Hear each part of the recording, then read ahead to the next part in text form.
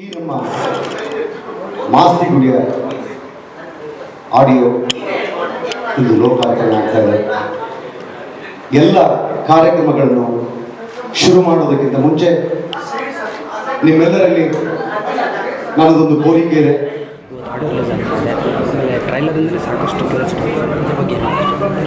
ಮಾಸ್ತಿ ಗುಡಿ ನನ್ನ ಬದುಕಿನ ಭಾಳ ನಿರೀಕ್ಷೆಯ ಚಿತ್ರ. ಹಾಗೆ ನಾನು ಸಾಕಷ್ಟು ಕಳೆದುಕೊಂಡು ಸಾಕಷ್ಟು ನೋವನ್ನು ಅನುಭವಿಸಿ ಮಾಡಿದಂಥ ಚಿತ್ರ ಮಾಸ್ತಿ ಗುಡಿ. ಈ ಮಾಸ್ತಿ ಗುಡಿಯ ಬಗ್ಗೆ, ಹಾಡುಗಳ ಬಗ್ಗೆ ಬಹಳಷ್ಟು ದೊಡ್ಡ ಕನಸುಗಳು ನಾನು ಒಂದು ವರ್ಷದ ಹಿಂದೆ ಕಟ್ಟಿದ್ದೆ. ನಿರ್ಮಾಪಕರು ಹಾಗೆ ನಾಯಕರು ನನಗೆ ಸಿನಿಮಾನ ಕರೆದುಕೊಟ್ಟಾಗ ನಾನು ಅವ್ರು ಕೇಳಿದ್ದು ಒಂದು, ನನಗೆ ಹಾಡುಗಳು ಚೆನ್ನಾಗಿದೆ ಅಂತ ಹೇಳಿದೆ. ಅದಕ್ಕೆ ಪ್ರೊಡ್ಯೂಸರ್ ಹೇಳಿದ್ರು, ಸರ್ ನಿಮ್ಮ ಆ ನಂಬಿಕೆ ಮೇಲೆ ನಾವು ನಿಮ್ಮನ್ನೇ ಆಯ್ಕೆ ಮಾಡಿದ್ವಿ, ನಿಮ್ಮ ಸಿನಿಮಾದಲ್ಲಿ ಹಾಡುಗಳು ಚೆನ್ನಾಗಿರುತ್ತೆ, ನಿರ್ದೇಶನ ಚೆನ್ನಾಗಿರುತ್ತೆ, ಹಾಗಾಗಿ ಹಾಡುಗಳು ಚೆನ್ನಾಗಿರಲೇಬೇಕು ಅನ್ನೋ ಕಂಪಲ್ಷನ್ನು ನಮಗಿತ್ತು.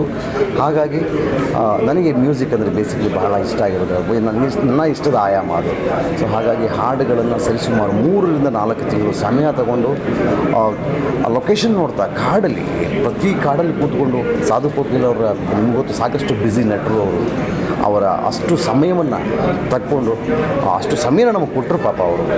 ಕೊಟ್ಟು ಕಾಡಲ್ಲಿ ಮೇಡಲ್ಲಿ ಕೂತ್ಕೊಂಡು ಎಲ್ಲಿ ಇಂಥ ಜಾಗ ಅಂತ ನಾವು ಬಿಟ್ಟಿಲ್ಲ, ಅಂದೆಲ್ಲ ಜಾಗದಲ್ಲೂ ಕೂತ್ಕೊಂಡು ಬರೀ ಹಾಡುಗಳ ಬಗ್ಗೆ ಚಿಂತನೆ ಮಾಡಿದಂಥ ಅದ್ಭುತವಾದ ಹಾಡುಗಳು ಮಾಸ್ತಿ ಗುಡಿಯ ಹಾಡುಗಳು.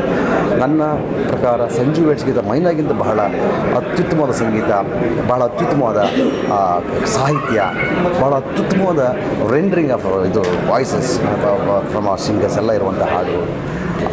ಎಲ್ಲ ಹಾಡುಗಳನ್ನು ಹಾಡ್ತಾ ವಿಜಯ್ ಪ್ರಕಾಶ್ ಅವರು ಒಂಥರ ಖುಷಿಪಟ್ಟರೆ, ಶ್ರೇಯಾ ಘೋಷಾಲ್ ಒಂಥರ ಖುಷಿಪಟ್ಟರು, ಸೋನು ನಿಗಮ್ ಅವರು ಪಾಪ ಕೂತ್ಕೊಂಡು ಹಾಡ್ತಾಯಿದ್ರು, ಅವರಿಗೆ ಕಾಲಿಗೆ ಆಪ್ರೇಷನ್ ಆಗಿತ್ತು, ಒಂದು ಕಂಪೋಸಿಷನ್ ಕೇಳಿದ ಈ ಹಾಡನ್ನು ನಿಂತ್ಕೊಂಡು ಹಾಡಬೇಕು ಅಂತ ಕಷ್ಟಪಟ್ಟು ನಿಂತ್ಕೊಂಡು ಹಾಡಿದ್ರು.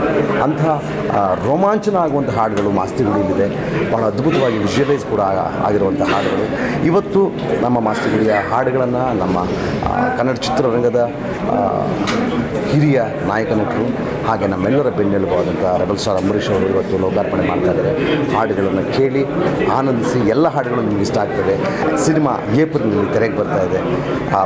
ಬಹಳ ಮುಖ್ಯವಾಗಿ ಈ ಬಹಳಷ್ಟು ಕಮೆಂಟ್ ಮಾಡಿದಂಥ ಒಂದು ಹುಲಿಯನ್ನು ಕದ್ದುಬಿಟ್ಟಿದ್ದಾರೆ ಬೇರೆ ಸಿನಿಮಾನ, ಬೇರೆ ಸಿನಿಮಾದಿಂದ ಅಂತ ಒಂದಷ್ಟು ಕಮೆಂಟ್ಗಳು, ಒಂದಷ್ಟು ಕಡೆ ಪ್ರತಿಕ್ರಿಯೆಗಳು ಬಂತು.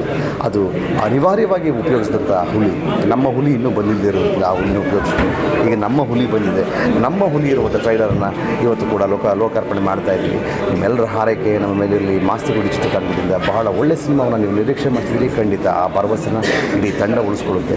ನಾವು ಅದಕ್ಕೋಸ್ಕರ ನಿರಂತರವಾದ ಶ್ರಮ ಆಗ್ತಾ ಇದ್ದೀವಿ. ಮಾಸ್ತಿ ಗುಡಿ ಖಂಡಿತವಾಗಿ ನಿಮ್ಗೆ ಇಷ್ಟ ಆಗೋ ಸಿನಿಮಾ ಆಗುತ್ತೆ. ಸರ್, ಒಂದು ಕಡೆ ನಾಗಶೇಖರ್ ಅವ್ರ ಡೈರೆಕ್ಷನ್ ಅಂತ ಹೇಳ್ತಾನೆ, ಅರಮನೆ ಆಗಿರ್ಬೋದು, ಮೈನ್ ಆಗಿರ್ಬೋದು, ಸಂಜೆ ಗೀತ ಎಲ್ಲ ಮ್ಯೂಸಿಕಲ್ ಹಿಟ್ಟು. ಆಮೇಲೆ ಎಲ್ಲ ಒಂದು ಕಡೆ ಎಲ್ಲರಿಗೂ ಒಂದು ಆಸೆ ಇರುತ್ತೆ ನಾಗಶೇಖರ್ ಫಿಲ್ಮ್ಸ್ ಅಂದರೆ ಸಾಂಗ್ಸ್ ಎಲ್ಲ ಚೆನ್ನಾಗಿರುತ್ತೆ. ಈ ಚಿತ್ರಕ್ಕೆ ನಿಮ್ಗೆ ಯಾವ ರೀತಿ ಚಾಲೆಂಜಿಂಗ್ ಆಗಿತ್ತು? ಅದು ಯಾವ ರೀತಿ ಹಾಡುಗಳು ಅಂತಂದ್ರೆ, ಆಮೇಲೆ ಇನ್ನೊಂದು, ನಾವು ಹಾಡುಗಳು ಅಂತ ಬಂದಾಗ ಚೆನ್ನಾಗಿ ಮಾಡಲೇಬೇಕು, ಸಿನಿಮಾ ಅಂತ ಬಂದಾಗ ಚೆನ್ನಾಗಿ ಮಾಡಲೇಬೇಕು.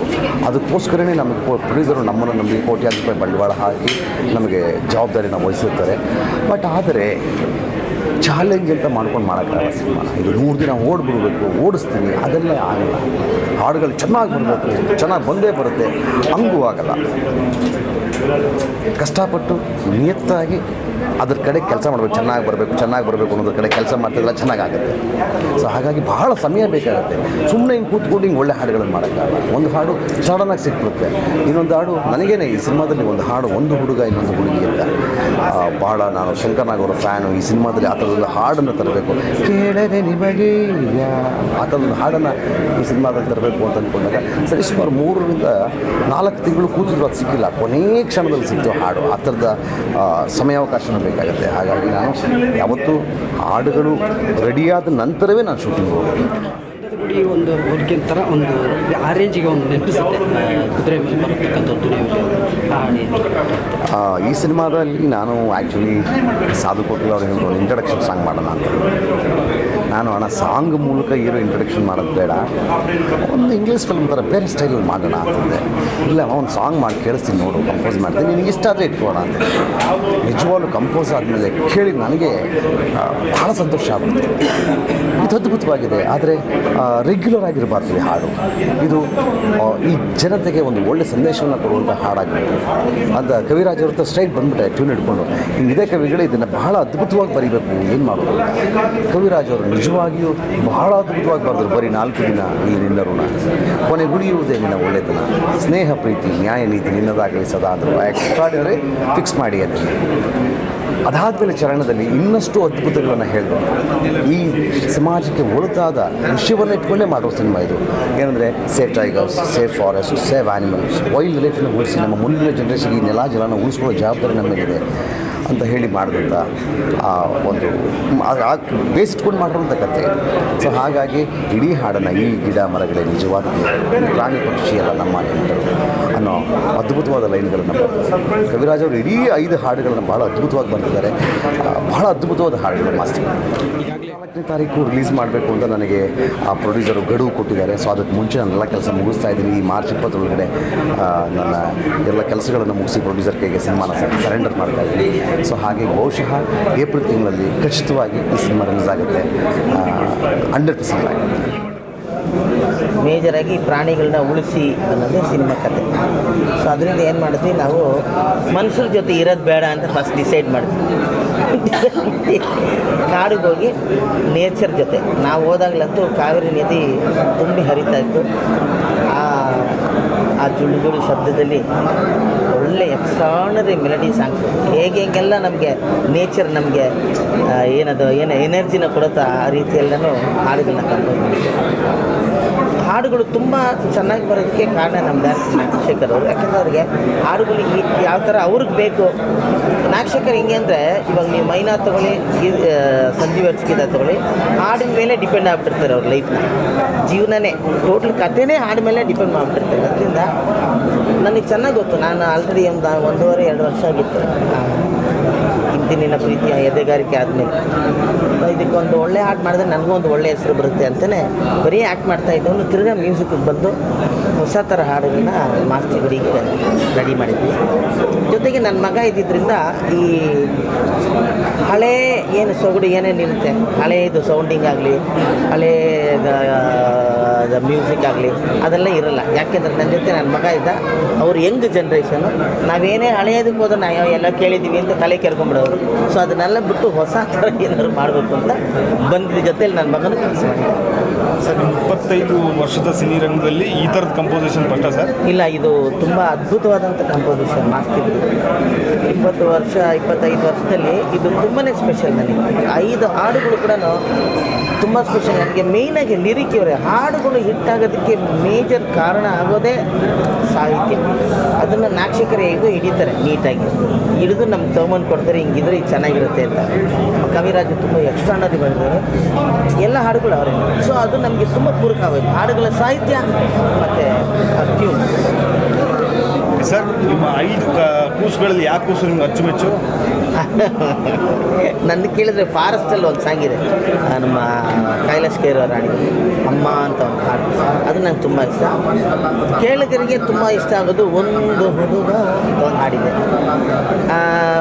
ಜನರಿಗೆ ತುಂಬಾ ಇಷ್ಟ ಹತ್ತಿರವಾಗಂಥ ಹಾಡು ಬರೀ 4 ದಿನ ಇಲ್ಲಿ ನಿನ್ನ ಋಣ ಅಂತಂದಿದೆ. ಅದು ಎಲ್ಲ ಈ ಬಡ್ಡೆ ಹುಡುಗರಿಗೆ ಎಲ್ಲರಿಗೂ ಕಾಮನಾಗಿ ಎಲ್ರಿಗೂ ಇಷ್ಟ ಆಗುತ್ತೆ. ತುಂಬಾ ಇಷ್ಟ ಆಗುವಂಥ ಹಾಡಂದರೆ ಅದರಲ್ಲಿ ಚಿಪ್ಪಿನೊಳಗಡೆ ಹಾಡು. ಅದು ದಟ್ ಈಸ್ ನಮ್ಮ one song. Yes sir, overall ಈ ಬ್ಯಾಕ್ಗ್ರೌಂಡ್ ಅಂದರೆ ಈಗ ಸಿನಿಮಾ ಫಾರೆಸ್ಟ್ ಓರಿಯೆಂಟೆಡ್ ಆಗೋದ್ರಿಂದ ಅಂದರೆ ನೀವು ಯಾವ ಥರದ ಬ್ಯಾಕ್ಗ್ರೌಂಡ್ ಇನ್ಸ್ಟ್ರೂಮೆಂಟ್ ಎಲ್ಲ ಟ್ರೈ ಮಾಡಿದ್ದೀರಿ? ನನ್ನ ಮಗನ ಜೊತೆ ಚೈನಾಗೆ ಹೋಗಿ ಕೆಲವು ಈ ಬ್ಯಾಂಬೂ ಇನ್ಸ್ಟ್ರೂಮೆಂಟ್ಸ್ ಅಂತ ಹೇಳ್ತೀವಿ. ಈ ಚೈನೀಸ್ ಇನ್ಸ್ಟ್ರೂಮೆಂಟ್ಗಳೆಲ್ಲನೂ ಬ್ಯಾಂಬೂನೇ ಇರುತ್ತೆ. ಸೊ ಆ ಥರದ್ದೊಂದು ಈ ಫಾರೆಸ್ಟ್ ಸೌಂಡಿಂಗಲ್ಲಿರೋದು. ಈ ಸ್ವಲ್ಪ ನಮ್ಮ ಅಪ್ಪ ಕೆಲೆಕ್ಟೋ ಒಂದು ಸಿನಿಮಾ ಇದೆ ಇಂಗ್ಲೀಷಲ್ಲಿ. ಆ ಸಿನಿಮಾದಲ್ಲಿ ಕೆಲವು ಹೊಸ ಸೌಂಡ್ಗಳನ್ನ ಯೂಸ್ ಮಾಡಿದ್ದಾರೆ, ಬ್ಲೋಯಿಂಗ್ ಸೌಂಡ್ಸ್. ಆ ಇನ್ಸ್ಟ್ರೂಮೆಂಟ್ ಎಲ್ಲ ತಂದಿಟ್ಟಿದ್ವಿ. Already first half rerecording complete ಮಾಡಿದೆ, ಸೆಕೆಂಡ್ ಹಾಫ್ ಆಗಬೇಕು. ಬೇರೆ ಸೌಂಡಿಂಗಲ್ಲಿ ಇರುತ್ತೆ. ಜನ ಸ್ವಲ್ಪ ಇದೇನಾ ಹಿಂಗೆ ಇಟ್ಕೊಂಡು ಕೇಳ್ತಾರೆ. Thank you very much. ನನ್ನ ನಾಕ್ಷಕನ 4ನೇ ಕಾಂಬಿನೇಷನ್ ಸಿನಿಮಾ. ಈ ತನಕ ಎಲ್ಲ ಹಾಡುಗಳು ದೊಡ್ಡ ಹಿಟ್ ಆಗಿದೆ. ಅರಮನೆ ಆಗಿರ್ಬೋದು ಅಥವಾ ಸಂಜುವೆಟ್ಸ್ ಗೀತ ಮೈನಾ ಆಗಿರ್ಬೋದು, ಕಾಂಬಿನೇಷನ್ ಬಗ್ಗೆನೇ ಒಂದು ನಿರೀಕ್ಷೆ ಇದೆ ಜನರಲ್ಲಿ. ಹಾಗಾಗಿ ನಾವು ಬರೆಯೋ ಕೂತಾಗ ನಮಗೊಂದು ಒತ್ತಡ ಇರುತ್ತೆ, ಒಂದು ಗುರಿ ಇರುತ್ತೆ. ಈ ಹಳೆಯ ಆಲ್ಬಮ್ಗಳಿಗಿಂತ ಚೆನ್ನಾಗಾಗಬೇಕಿದು, ಜನ ಇಷ್ಟಪಡಬೇಕು ಅನ್ನೋದೊಂದು ಇರುತ್ತೆ. ಹಾಗಾಗಿ ಆ ಥರ ಕೂತಾಗ ನಾವು ಏನೂ ಗೊತ್ತಿಲ್ಲ ಅದು ಏನು ವರ್ಕ್ ಆಗುತ್ತೆ. ತುಂಬ ಜನ ಕೇಳ್ತಾರೆ ಹೆಂಗೆ ನಾಕ್ಷಕರಿಗೆ ಆ ಥರ ಹಾಡು ಬರೀತೀರಾ ಅಂತ. ಅದು ನಮ್ಮ ನಡುವೆ ಏನು ವರ್ಕ್ ಆಗುತ್ತೆ ಅಂತ ನನಗೂ ಗೊತ್ತಿಲ್ಲ. ನಾನು ಅದನ್ನು ಹುಡ್ಕೋಕ್ಕೆ ಪ್ರಯತ್ನ ಪಟ್ಟಿದ್ದೀನಿ, ಹೆಂಗೆ ಇಲ್ಲಿ ಹಿಂಗೆ ಬರುತ್ತೆ ಅಂತ. ಯೂಶ್ವಲಿ ಏನಂದರೆ ನಾಕ್ಷಕರವ್ರಿಗೆ ಒಂದು ಸಿನಿಮಾ ಪ್ರೀತಿ ಅನ್ನೋಕ್ಕಿಂತ ಹೇಳಿ ಸಿನಿಮಾದು ಹುಚ್ಚಿದೆ ಅವರು. ಅದು ಹುಚ್ಚು ಅಂತ ಹೇಳಿದ್ರೆ ಕರೆಕ್ಟ್.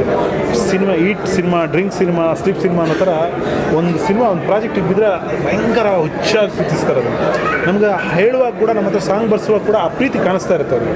ಸೊ ಯಾರೋ ಒಬ್ಬರು ಅಷ್ಟು ಒಂದು ಹುಚ್ಚು ಪ್ರೀತಿಯಲ್ಲಿ ಸಿನಿಮಾ ಮಾಡ್ತಿದ್ದಾರೆ ಅಂದಾಗ ನಾವು ಹಾಡು ಬರೆಯೋಕ್ಕೂ ನಮ್ಗೆ ಆ ಹುಚ್ಚು ಪ್ರೀತಿ ಟ್ರಾನ್ಸ್ಫರ್ ಆಗುತ್ತೆ.